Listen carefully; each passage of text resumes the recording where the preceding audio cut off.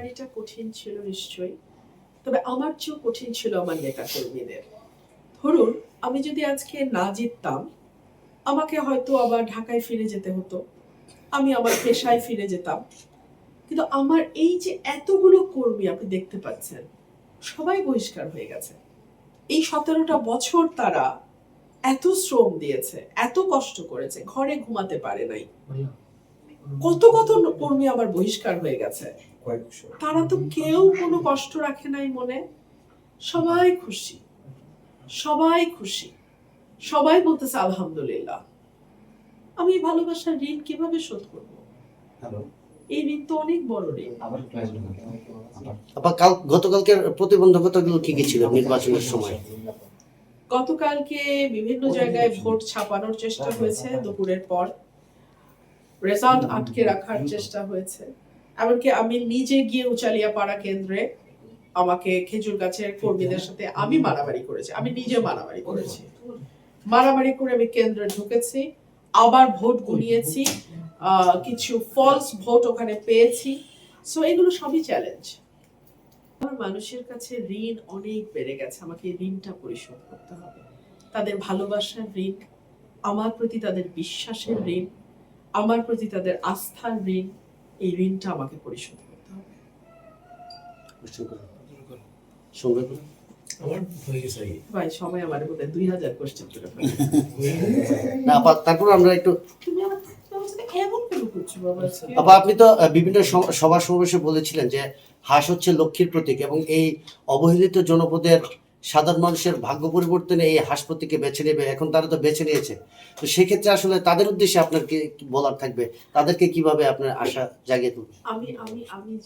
আমি যেই প্রতিশ্রুতিগুলো দিয়েছি নির্বাচনের আগে, তুমি বোধহয় এখন হাগু করবে, তোমার ভাবসাবে মনে হচ্ছে, তাই না বাবা? যাও যাও শোনা বাবা, যাও।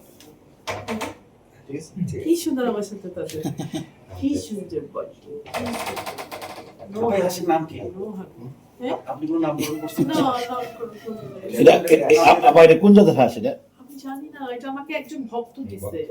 হাঁসটা খুব সুন্দর, খুবই সুন্দর, খুবই সুন্দর, চুটিওয়ালা হাঁসের খুবই সুন্দর। এবং সে জানে সে সুন্দরী, সে জানে সে সুন্দরী। সে যখন আমার তাদের সুইমিং পুল আছে, এখন তুমি হাগু করবে না এখানে, সে জানে তার সুইমিং পুল আছে, সেখানে সে যখন নামে সে অন্য হাসিমের রাজহাঁস গুলাকে দৌড়ায় দেয়।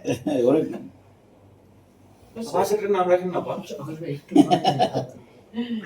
এই যে সুন্দরী মিস বিউটি, মিস বিউটি যাও। তাহলে সুন্দরী হলো নামটা। মিস বিউটি, মিস বিউটি আমাদের। বাহ, এই ছবিটা সুন্দর। আপা আমরা যে কোয়েশ্চেনটাতে ছিলাম আপা, যে আপনি তো বিভিন্ন সভা সমাবেশে বিভিন্ন সময় বলেছেন হাঁস হচ্ছে লক্ষ্মীর প্রতীক এবং তাদের ভাগ্য উন্নয়নে আসলে আপনি কিভাবে কাজ করবেন বা তাদের প্রতি আপনার মেসেজটা কি? আপনি তো প্রতিবারিত দেখা যায় জনপ্রতিনিধিরা আসে, ভোটের আগে প্রতিশ্রুতি দেয়, ভোট পায়, তারপর চলে যায়।